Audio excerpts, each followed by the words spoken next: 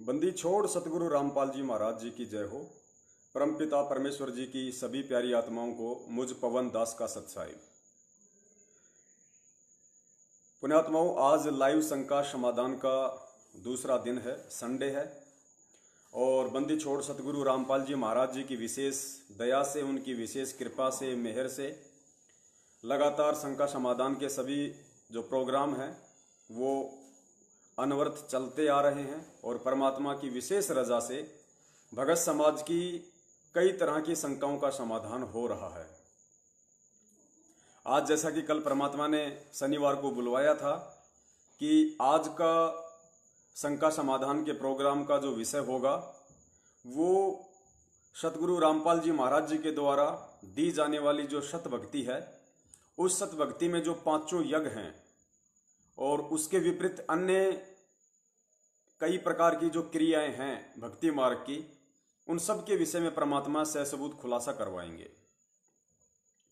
सन 2014 बरवाला कांड के बाद में सतलोक आश्रम मैनेजमेंट हरियाणा के द्वारा देश विदेश में, गांव नगर शहर में जितने भी फर्जी नामदान केंद्र खोले जा चुके हैं और जितनी भी पुण्यात्माएं उन फर्जी नामदान केंद्रों से, देखो हम इनको फर्जी नामदान केंद्र केवल इसलिए कह रहे हैं क्योंकि सन 2014 बरवाला कांड के बाद में सतलोक आश्रम मैनेजमेंट हरियाणा यानी ये वो संस्था है, ये वो व्यक्ति हैं जिन व्यक्तियों की गलतियों के चलते, जिन व्यक्तियों के मनमाने आचरण के चलते संत रामपाल जी महाराज जी आजीवन उम्र कैद की सजा में हिसार जेल में हैं। और इन्हीं व्यक्तियों के द्वारा जेल में रहते सहते सतगुरुदेव जी के आदेशों की आड़ में देश विदेश में लगभग 300 से ज्यादा फर्जी नामदान रूपी दुकानें खोल रखी हैं। और गुरु जी के आदेश बता बताकर अपना धार्मिक धंधा इन लोगों ने चला रखा है। पिछले 5 वर्षों से इन लोगों ने अरबों में खरबों में देश दुनिया को लूटा है, दान के रूप में, ज्योति के रूप में, पाठ के रूप में। इसलिए हम इन नामदान केंद्रों को फर्जी नामदान केंद्र कहते हैं, क्योंकि भक्ति मार्ग में जब तक गुरु का आदेश नहीं होगा या जब तक गुरु का आदेश नहीं सुन लिया जाएगा और उसके विपरीत यदि उसी गुरु की आड़ में कोई इस तरह का मनमाना आचरण करता है तो वो परमेश्वर कबीर साहिब जी के सत भक्ति मार्ग में नहीं चलता। आसाराम जी के मार्ग में चल सकता है, राम रहीम जी के मार्ग में चल सकता है या अन्य संत महंतों के मार्ग में चल सकता है, लेकिन कबीर परमेश्वर जी के सत भक्ति मार्ग में ये पाखंड, ये ढोंग, ये ढकोसले नहीं चल सकते। और यही कारण है कि आज ज्यादातर संगत इन फर्जी नामदान केंद्रों का विरोध करने लग गई। और वो भगत भी विरोध करने लग गए हैं जिन भक्तों ने, जिन भोली आत्माओं ने अनजाने में, अज्ञानतावश इन फर्जी नामदान केंद्रों से नाम दीक्षा ले ली थी। आज वे आत्माएं पुनः सतगुरु रामपाल जी महाराज जी को दंडवत प्रणाम करके, उनसे क्षमा याचना करके कि हे परमपिता परमेश्वर, हम नाम दीक्षा लेने से पहले आपके सत्संगों की इतनी गहराई में नहीं गए। हमारी ये गलती थी कि हमने नाम दीक्षा लेने से पहले ये जरा भी विचार नहीं किया कि जिस महापुरुष से मैं नाम दीक्षा लेने जा रहा हूं, जिस महापुरुष के अनमोल वचनों को सुनकर मेरी आत्मा ने नाम दीक्षा लेने के लिए मुझसे कहा है, वो महापुरुष जेल में क्यों है, उसके पीछे का रीजन क्या है, कारण क्या है। मैं अपनी अज्ञानतावश उस कारण में नहीं जा पाया, जो मेरी मूर्खता थी, मेरी नासमझी थी। लेकिन परमेश्वर, आज जब मुझे हकीकत का पता चला तो आज मैं आप जी से क्षमा प्रार्थी हूं अपनी उस महाभूल के लिए। और परमात्मा, मैं आप जी से दंडवत ये विनय करता हूं, विनती करता हूं, प्रार्थना करता हूं कि हे सतगुरु, आप जी का जो नाम है, नाम आप जी के दास ने मुख कमल से लिया है। भले ही नाम दीक्षा देने की जो विधि है इन लोगों के द्वारा, क्योंकि ये अनाधिकारी लोग हैं, ये कुपात्र लोग हैं, ये वही लोग हैं जिनकी गलतियों के चलते आज पिछले 6 वर्षों से आप जेल में यातनाएं सह रहे हैं। तो भले ही ये लोग अनाधिकारी हैं, इनको आदेश नहीं है नाम दीक्षा देने का डीवीडी से या ऑनलाइन, लेकिन परमेश्वर नाम दास ने भले डीवीडी से लिया हो चाहे ऑनलाइन लिया हो, नाम आप जी के मुख कमल से लिया है। तो परमात्मा, आप जी का नाम फर्जी नहीं हो सकता और ना ही आपका नाम फर्जी है। अगर कोई फर्जी है तो अनाधिकारी होते हुए ये कुपात्र लोग हैं जो आपकी डीवीडी का अपने धार्मिक धंधे के लिए मिसयूज कर रहे हैं। तो परमात्मा, जब तक आप हिसार जेल से बाहर नहीं आ जाते हैं तब तक ये दास आप जी ने मुझे डीवीडी के माध्यम से जो भी मंत्र दीक्षा दी है और जो भी मुझे नियम बताए हैं भक्ति मार्ग के, मैं उन नियमों में रहते हुए जब तक आप हिसार जेल से बाहर नहीं आ जाते हैं तब तक मैं उसी नाम का जाप और अपना काम धंधा करता रहूंगा जो नाम अज्ञानता में मुझे मिल चुका है। और आगे का नाम चाहे सतनाम हो या चाहे सारनाम हो, परमेश्वर मैं जब तक आप हिसार जेल से बाहर नहीं आ जाते हैं तब तक इन मनवश लोगों से मैं लेने की सोचूंगा भी नहीं। तो पुण्यात्माओं, उन आत्माओं पे फिर वो परमेश्वर दया करता है, वो परमेश्वर प्रसन्न होता है ज्ञान आधार पे चलता हुआ देखकर, और फिर परमात्मा दया करते हैं, उसके नाम को परमेश्वर सुचारू रखते हैं।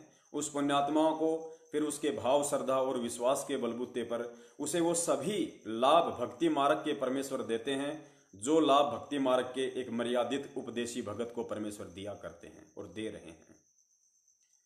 तो आज का जो वीडियो है वो कुछ विशेष पॉइंट्स के ऊपर है, क्योंकि सन 2014 के बाद में जो आत्माएं इन फर्जी नामदान केंद्रों से नाम दीक्षा ले रही हैं, उन आत्माओं को ना ही तो सही तरीके से नाम दीक्षा से जोड़ने से पहले उनको कोई नियम समझाया जाता है, ना ही उनको भक्ति की वो विधि, वो क्रियाएं अच्छी तरह से समझाई जाती है ताकि वो आत्मा मर्यादा में रह के अपनी भक्ति कर सकें और परमेश्वर की मर्यादाओं में रह के भक्ति मार्ग के लाभ प्राप्त कर सकें।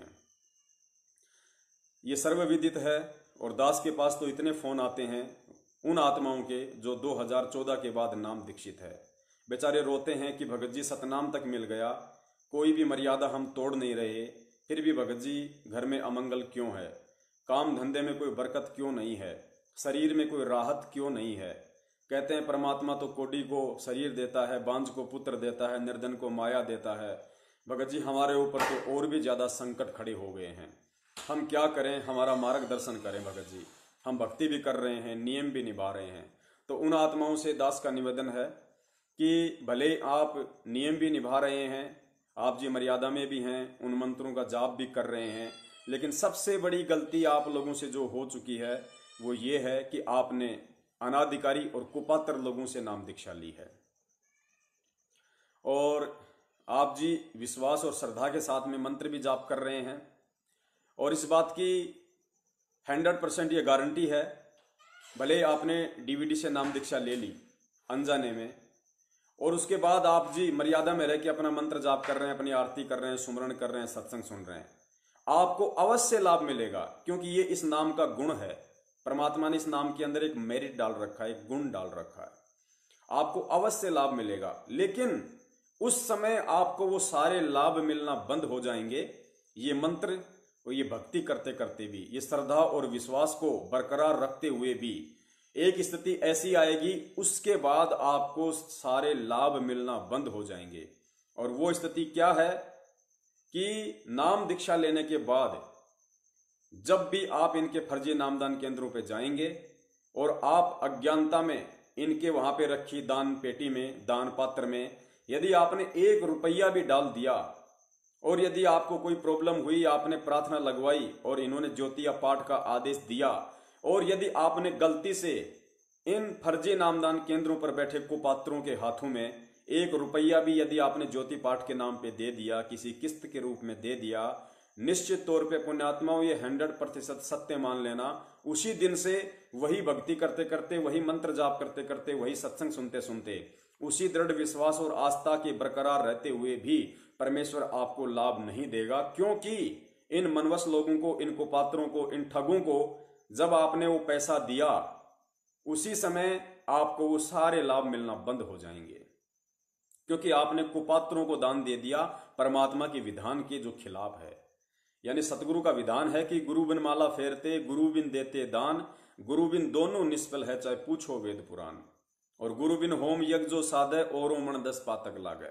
ये परमात्मा के कुछ नियम है, कुछ अटल विधान है, ये बदल नहीं सकते।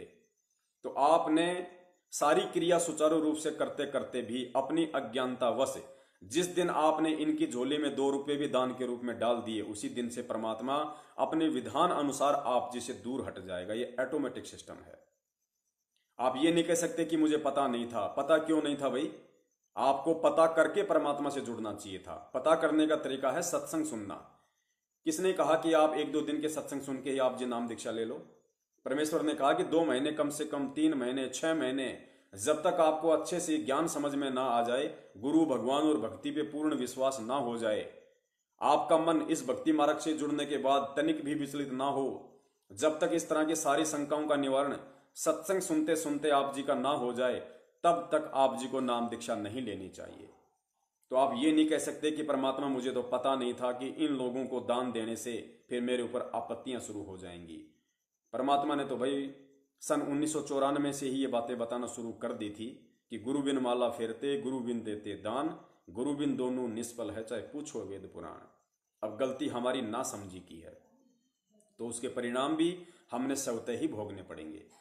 तो सन 2014 के बाद उपदेशी मेरे जितने भी भगत भाई बहन हैं, उन सभी को मुझ पवन दास का सत्साई और सतगुरु रामपाल जी महाराज जी के आशीर्वाद से, उन्हीं की सत प्रेरणा से ये दास एक निमित्त मात्र है।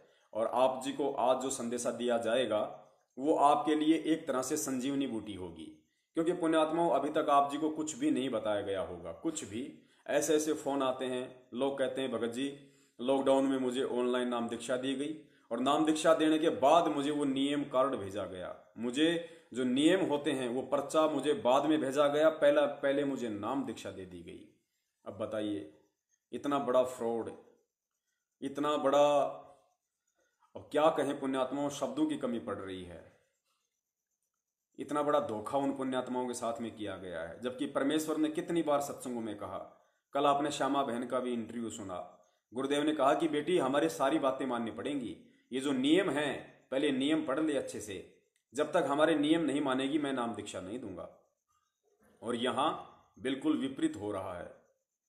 नाम पहले दिया जा रहा है, नियम का जो फार्म है, नियमों की जानकारी बाद में दी जा रही है। तो पुण्यात्माओं, हमने बहुत ही सोच समझ के, बहुत ही दूरदर्शिता रखते हुए इस भक्ति मार्ग पर फूंक फूंक कर कदम रखना है। क्योंकि परमेश्वर कहते हैं कि पग पग पे यो तक तक मारे काल कसाई बाणा। ये काल भगवान इस सत्य भक्ति मार्ग में आने के बाद तुम्हें तोड़ने की हर संभव कोशिश करेगा, हर संभव प्रयास करेगा। और तुम पुण्यात्माओं ने सतगुरु के ज्ञान को आधार बनाकर फूक फूक कर इस भक्ति मार्ग पे कदम रखना है।